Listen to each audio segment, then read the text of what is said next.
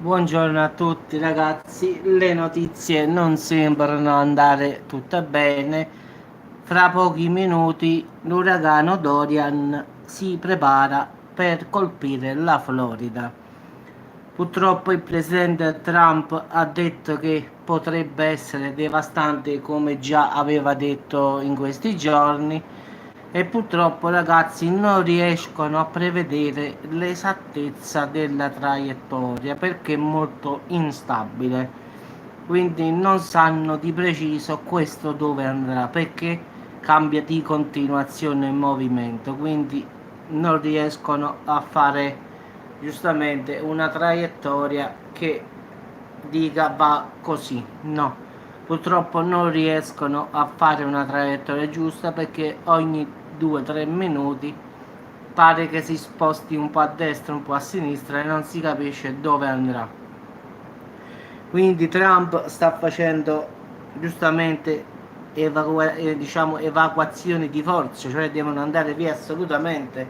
Cioè se prima aveva diciamo invogliato ad andare via, adesso ha, sta facendo fare evacuazioni forzate, cioè devono andare per forza via. Quindi o vai, non è che puoi scegliere. Quindi anche le centrali atomiche si preparano alla chiusura di emergenza perché purtroppo, siccome non si sa dove potrà colpire, stanno cercando di chiudere le chiusure di emergenza delle centrali atomiche. Quindi fra poco impatterà sulla Florida, sta categoria 4 come si era previsto e l'impatto secondo alcuni meteorologi, climatologi e tutto il resto hanno detto che potrà essere devastante.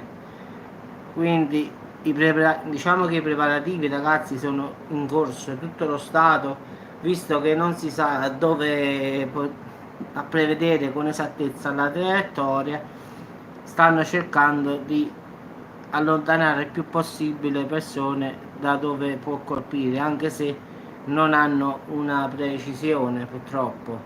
L'acqua a Miami già è alta, inondazioni in città, quindi la prima città è la contea di Broward che potrà essere colpita, Palm Beach e Martin, quindi diciamo in queste tre diciamo contee, diciamo così.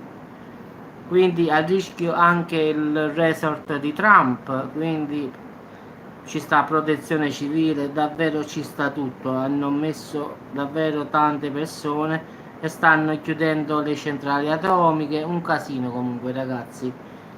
Diciamo che già secondo le prime stime si contano 20, forse per domani mattina, per il 2 settembre, possa colpire anche la Georgia. Quindi ragazzi speriamo non aumenti di intensità perché qualcuno addirittura ha pensato che forse qualche climatologo, meteorologo ha detto che forse potrebbe diventare categoria 5. Quindi speriamo che invece di aumentare incominci a declassare diciamo la sua potenza. La gente purtroppo già è andata via ringraziando Dio, però giustamente questo farà un sacco di danni a case, città e tutto il resto, quindi dove passerà passerà, causerà sicuramente un macello ragazzi. Fortunatamente la gente è già andata via, anche se stavolta sono andati forzati perché Trump li ha fatto fare diciamo, un'evacuazione forzata di andare via, quindi è sceso con i militari e sta facendo evacuare nella zona che passerà o si presuppone possa colpire perché, come ripeto, non sanno con esattezza dove incomincerà a camminare e come si sposterà perché è molto instabile. Vabbè ragazzi, io come sempre poi vi terrò aggiornati. Per ora ragazzi a minuti colpirà la Florida, quindi 10 minuti, 15 minuti toccherà il suolo, quindi a momenti, quindi penso che oggi pomeriggio faccio un aggiornamento. Ci sentiamo a dopo e a più tardi ragazzi.